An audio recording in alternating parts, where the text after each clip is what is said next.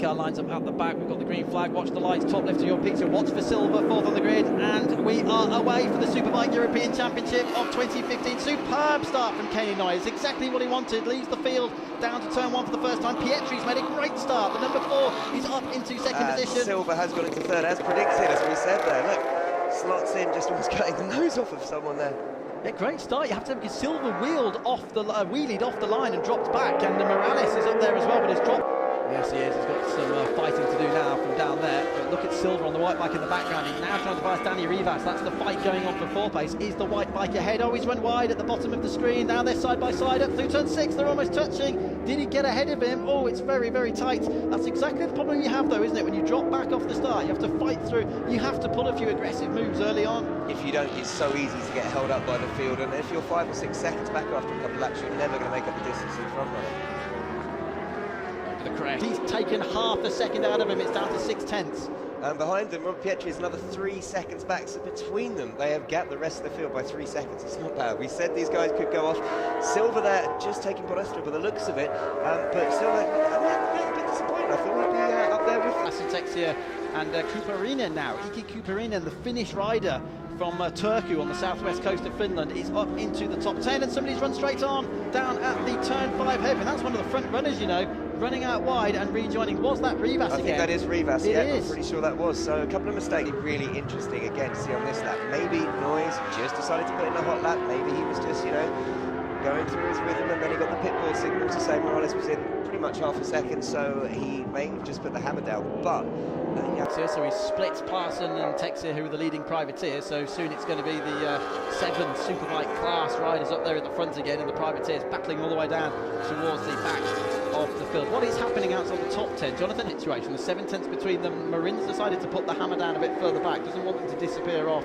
into the distance over the brow of the hill here as they exit turn 15. Get the power on up over the start-finish line. We're coming up now towards the half-distance point of the race, another lap and a half away.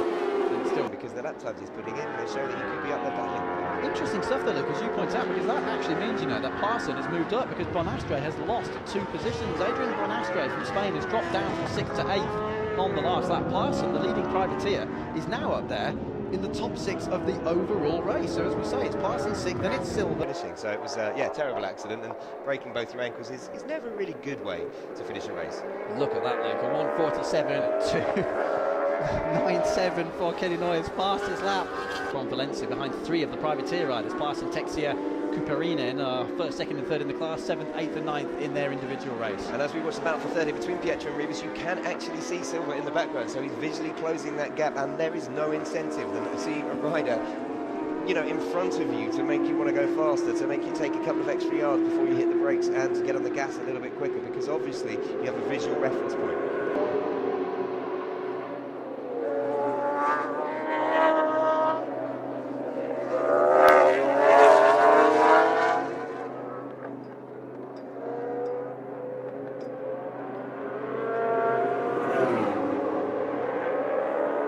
The back markers, and they need to be careful with that.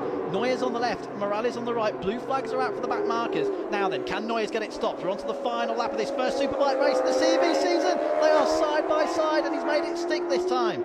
He actually almost made Morales a little bit wide, but I think it was Morales' fault. He kind of stayed wide, if you know what I mean, instead of trying to cut back inside him. What's Morales going to do before they get there? Watching on down there. Well, I wouldn't celebrate too soon, guys, because there's a track race to the line. He's right up behind him. If he doesn't jam it up the inside here, I think Noyes should have the drag to the line with the power of that Kawasaki ZX-10. We should see it. So, look at the back tyre squeaking out of the Morales there, almost losing it, having a high side.